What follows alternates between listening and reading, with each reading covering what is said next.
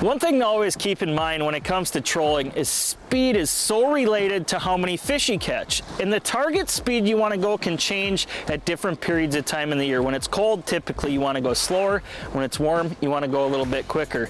But one of the things that a lot of anglers may have situations with are they might have a small aluminum boat where all they have is that main outboard on their boat. They may not even have a bow mount. They may just be going out, doing some drifting, trying to maintain speeds.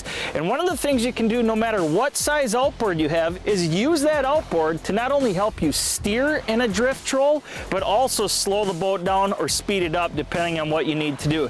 The first thing I'd like to talk about is if you do need to slow the boat down, the waves that you're trolling with, that you're drifting with, are just pushing the boat a little bit too fast. It's as simple as doing this. You're going to trim that outboard as far down as you can get it, because the more surface area that's in the water, obviously more drag. It's going to slow the boat down a little bit. The second thing is if you have that motor all the way down and you're still looking at wanting to go a little bit slower, simply put that engine in gear.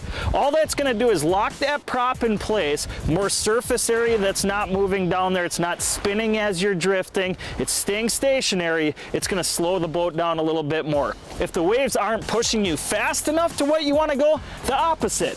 Just basically trim that motor up out of the water. If that lower unit's not down there dragging, you're basically going to have that boat drift a little bit quicker. So small speed adjustments you can actually achieve with just the outboard.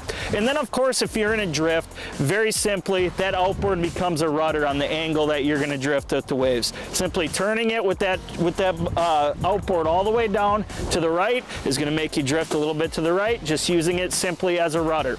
So not only does just simply an outboard motor like this Mercury 125 Optimax help you adjust speeds with a drift, but it also help you basically drift in the right direction that you want to go to catch more walleyes.